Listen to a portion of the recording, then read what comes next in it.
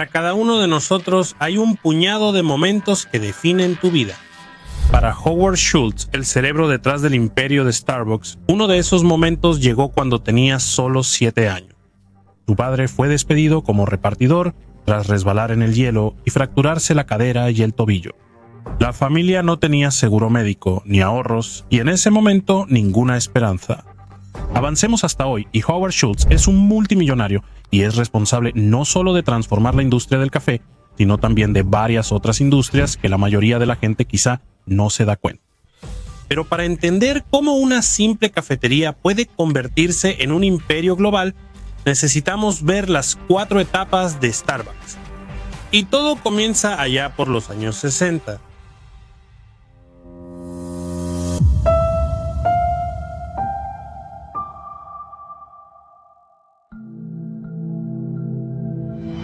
Este es Gordon Bowker. Mientras viajaba por Europa, pidió un cappuccino en una pequeña cafetería en Roma. Y sabía diferente. Mejor, mucho mejor. En ese tiempo la mayoría de los estadounidenses solo bebían café instantáneo barato o de baja calidad en cafeterías. Cuando regresó de su viaje, Gordon les contó a 2 amigos sobre esta experiencia y decidieron intentar llevar café de mayor calidad al mercado estadounidense. Esta es la Starbucks original, una pequeña tienda sin grandes planes. Abrió en 1971 en la costa de Seattle. Sin embargo, no fue como pensabas. La tienda original de Starbucks vendía bolsas de granos de café de alta calidad y equipo para prepararlo en casa, pero no servía bebidas en la tienda. Con este modelo de negocio, el crecimiento fue lento pero estable. En 1981 ya tenían 4 tiendas en Seattle y el café se vendía bien. También de hecho que llamaron la atención de Howard Schultz.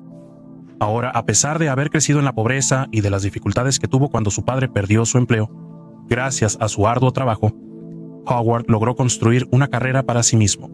No había sido fácil, incluso tuvo que vender su sangre para poder pagar la universidad. Pero para 1981, Howard era el vicepresidente de una empresa y esa empresa resultó ser uno de los proveedores de Starbucks. Así fue como Howard Schultz conoció Starbucks por primera vez. Le intrigaba la cantidad de pedidos que hacía esta pequeña empresa de café y un día fue a una de sus tiendas en Seattle para verlo por sí mismo. Probó su café y quedó enganchado de inmediato. Tanto así que decidió que quería ser parte de Starbucks y se puso en contacto con los 3 tipos que fundaron la empresa para ver si lo contrataría. Pero la única persona que pensaba que Howard se uniera a Starbucks era una buena idea era el propio Howard. Los fundadores de Starbucks no querían que alguien más se uniera. E incluso la propia mamá de Howard le dijo: «Te está yendo bien, tienes un futuro. No lo dejes por una pequeña empresa de la que nadie ha oído hablar». A pesar de esto, Howard fue persistente. No se sentía realizado en su trabajo y veía el gran potencial de Starbucks. Así que siguió escribiéndoles a los fundadores de Starbucks y, después de más de un año de convencerlos, Howard se unió al equipo de Starbucks. Nadie sabía que esa decisión lo cambiaría todo. Y cuando la gente dice que eres un imperio malvado empeñado en dominar el mundo, tú dices: Odio eso. Odio eso.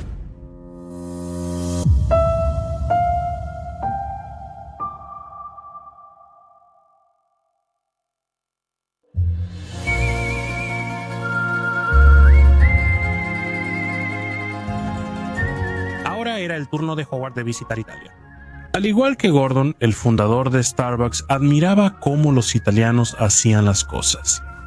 Pero mientras que a Gordon le encantaba el sabor del café y la forma en que lo preparaban, Howard se enamoró de algo diferente: la experiencia. Durante su viaje, Howard observó en Italia que en muchas cafeterías el personal conocía a los clientes y los llamaba por su nombre al entregarles su bebida. También observó que la gente iba a estas cafeterías no solo por una bebida rápida, sino para relajarse, convivir o trabajar. Por ejemplo, alguien pidió un café latte y cuando él probó la bebida pensó: nadie en Estados Unidos conoce esto, tengo que llevarlo conmigo. Y me sentí cautivado emocionalmente por el bar de café italiano, ese sentido de comunidad, ese tercer lugar entre la casa y el trabajo. Y regresé corriendo a Estados Unidos pensando: esto es lo que me gustaría intentar hacer, transformar la experiencia del café italiano en la sociedad estadounidense. Ese viaje hasta Italia fue revelador para Howard. Más tarde escribió en sus memorias que originalmente Starbucks vendía granos de café de excelente calidad, pero no lo vendían por taza. Consideraban el café solo un producto más para empacar y llevar con las compras. Para Howard, sentía que les faltaba el corazón y alma de lo que realmente significaba el café. Él sentía que, al igual que en Italia, necesitaban hacer del café no un producto, sino una experiencia. Howard estaba emocionado.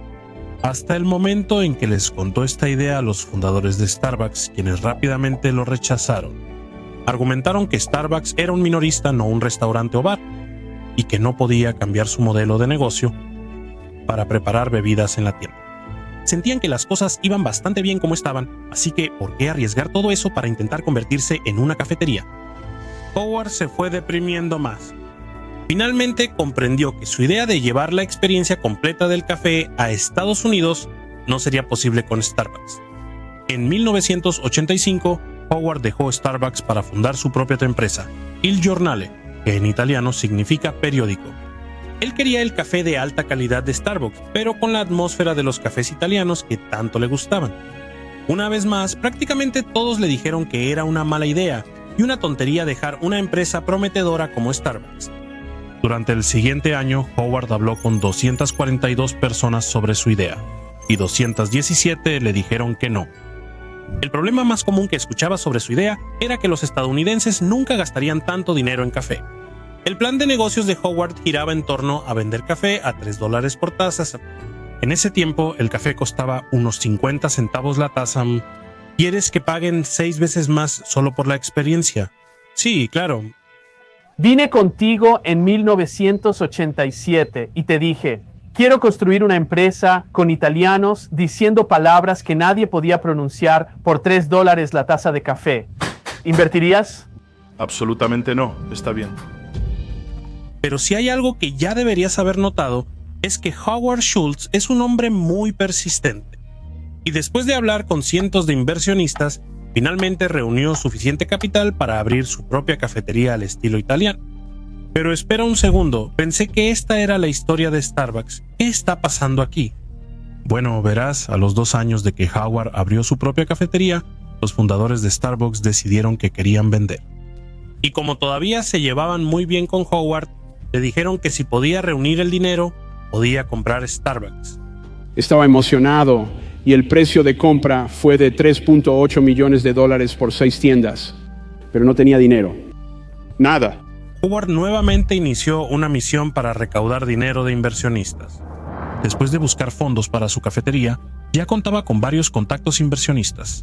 Y fue con todos ellos para contarles sobre esta oportunidad con Starbucks. Y entonces ocurre un desastre. A un inversionista le gustó tanto la idea de comprar Starbucks que intentó excluir a Howard del trato y ofreció comprarlo directamente a los dueños. Howard estaba devastado.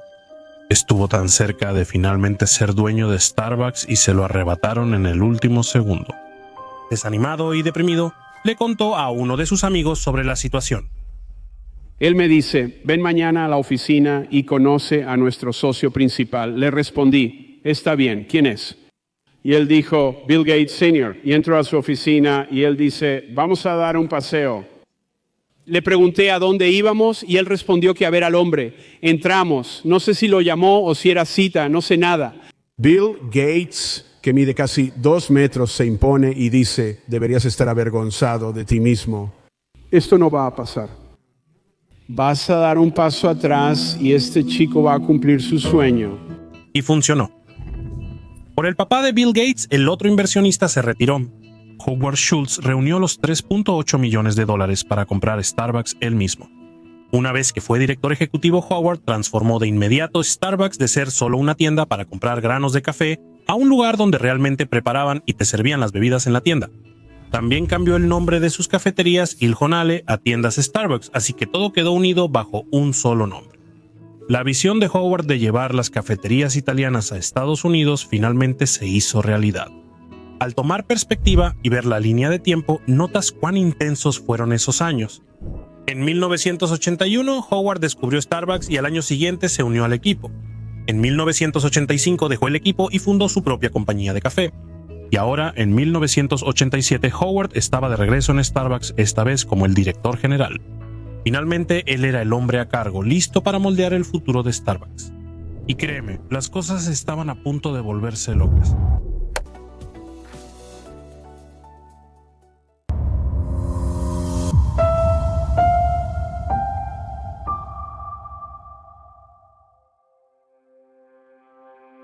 La estrategia de Howard como director general fue una expansión agresiva. Al asumir en 1987 tenían 17 tiendas. Ahora que Howard tenía un modelo de negocio exitoso y el respaldo de inversionistas, replicarlo era sencillo. Starbucks comenzó a abrir cada vez más tiendas rápidamente, en todas partes. Y no solo en Estados Unidos, Howard quería llevar Starbucks a nivel global. Para 1998, Starbucks tenía tiendas en Japón, Filipinas, Reino Unido y otros países. En 2000, Howard dejó la dirección general para enfocarse, específicamente en la dominación global. Estamos abriendo 5 nuevas tiendas al día. Una nueva tienda cada 5 horas, las 24/7. Sí, En su apogeo, Starbucks abrió más de 7 tiendas nuevas al día. Y para 2008, Starbucks tenía casi 17,000 tiendas en todo el mundo. Con Howard al mando, las tiendas aumentaron casi un 10,000%. Starbucks parecía estar en todas partes. Pronto cada casa en Estados Unidos tendrá una tubería directa a Starbucks. ¿Te ayudo? Quiero perforarme la oreja. Mejor hazlo rápido, chico. En 5 minutos, esto será un Starbucks. ¿Quién hubiera creído que los estadounidenses harían fila por millones para pagar $4 por una taza de café? Sin embargo, cuando llegó la crisis financiera, ese rápido crecimiento se detuvo bruscamente. Las acciones de Starbucks bajaron 50% cuando los consumidores dejaron sus costosos hábitos de café. Pero sinceramente, la crisis financiera estaba lejos de ser el único problema de Starbucks. La rápida expansión de las últimas 2 décadas ocultaba un problema siniestro que surgía bajo la superficie. El crecimiento y el éxito de la empresa, en muchos sentidos, ocultaron errores. En un correo filtrado, Howard señaló varios problemas en la empresa, incluida la insatisfacción de los clientes. Mencionó que la rápida expansión había llevado a una dilución de la experiencia Starbucks. Básicamente, Starbucks estaba en un mal estado. y la empresa se encontró en serios problemas financieros. En menos de un año, la gente no notó que casi estaban insolventes. Así que Starbucks decidió volver a nombrar a Howard como director general. Durante años se enfocó en expandirse, pero ahora su estrategia era detenerla por completo. En cambio, quería devolverle a Starbucks sus principios fundacionales. Quería que las tiendas volvieran a ser una experiencia.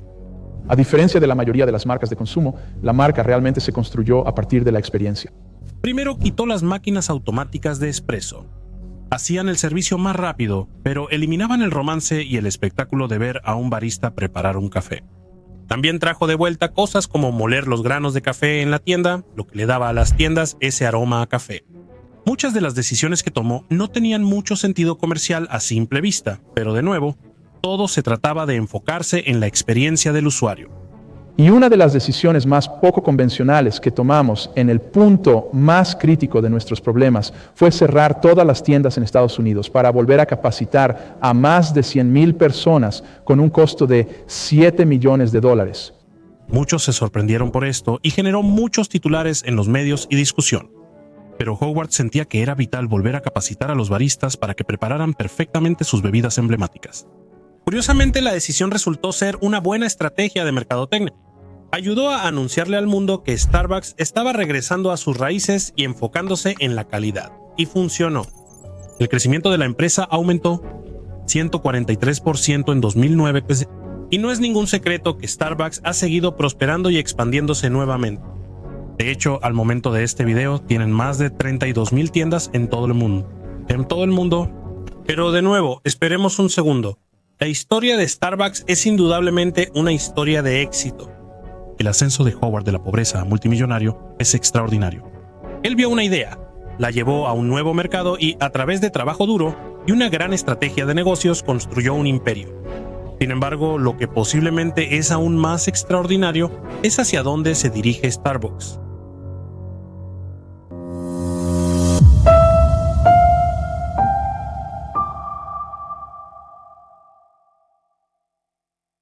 tengo una pregunta para ti. ¿En qué negocio está realmente Starbucks? Si acabas de decir café, yo diría que eso es debatible. Si alguna vez has visto la película El Fundador, tal vez te resulte familiar esta escena. No te dedicas a las hamburguesas. Estás en el negocio de bienes raíces. Y con Starbucks es algo similar.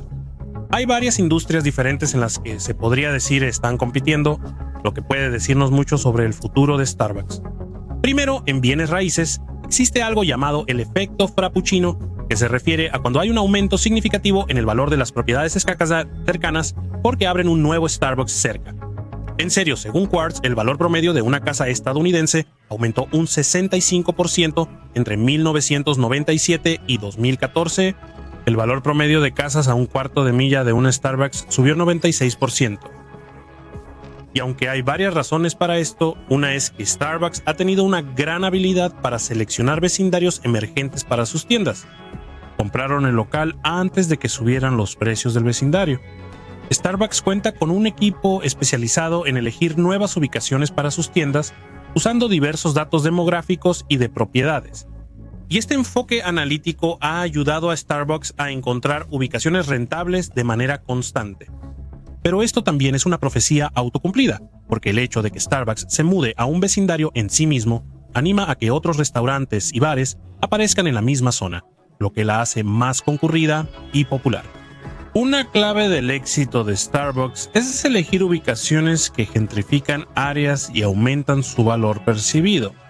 Por supuesto, mucha gente odia esto y piensa que Starbucks es responsable de homogeneizar las ciudades, haciendo que todos los pueblos se vean iguales y arrancando la cultura, la tradición y el alma de un lugar.